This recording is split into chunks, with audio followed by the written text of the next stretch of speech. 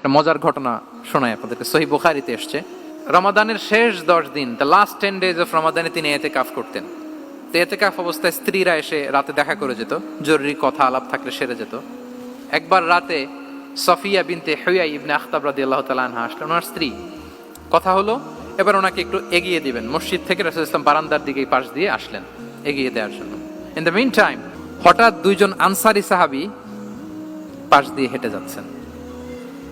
রাসূলুল্লাহ সাল্লাল্লাহু আলাইহি ওয়াসাল্লাম আম্মাজানকে বিদায় দিবেন এখানে, হঠাৎ করে তিনি আওয়াজ করে বললেন, আলা রিসলিকুমা, এই দাঁড়াও। ওই সাহাবী দুইজন রাসূল সাল্লাল্লাহু আলাইহি ওয়াসাল্লামের সাথে কে ওটা টের পায় নাই, বুঝতে পারে নাই। বোরকায় আবৃত কোন এক নারী দেখে রাসূল আর ওই নারীকে দেখে তারা আরো দ্রুত গতিতে হাঁটতে শুরু করে দিচ্ছে, আমরা চলে যাই এখান থেকে। দেখেন রাসূল সাল্লাল্লাহু আলাইহি ওয়াসাল্লাম নিজের অবস্থানকে ট্রান্সপারেন্ট করার জন্য বললেন, আলা রিসলিকুমা, দাঁড়াও। দাঁড়ালেন। তখন রাসূল সাল্লাল্লাহু আলাইহি ওয়াসাল্লাম বললেন যে, ইন্নাহা উম্মুকুম সফিয়া, আমার পাশে যাকে দেখতে পাচ্ছ বলে দেয়া ভালো যে সে কিন্তু অন্য কোনো নারী নয়, সে তোমাদের মা উম্মুল মুমিনিন সফিয়া।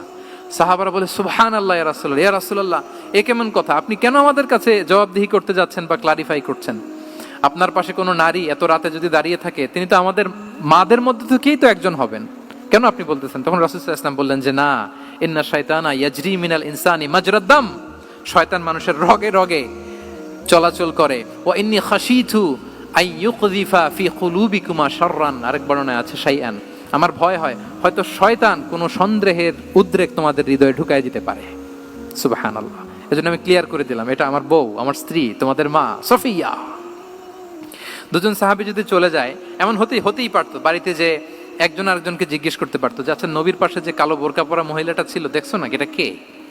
তখন একজন হয়তো বলতো, কে আর হবে, আমাদের মাই তো হবে, কোনো এক মা। আরেকজন বলবে, আমাদের উম্মুল মুমিনিনের কেউ ছিল নাকি অন্য কেউ?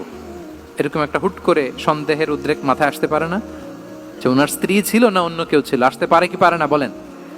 ওই সন্দেহের অবকাশটুকু রাসূল সাল্লাল্লাহু আলাইহি ওয়াসাল্লাম রাখেন নাই। উনি বলে দিলেন যে এটা তোমাদের মা, এটা সফিয়া। এই সন্দেহের অবকাশের কোনো সুযোগ নাই।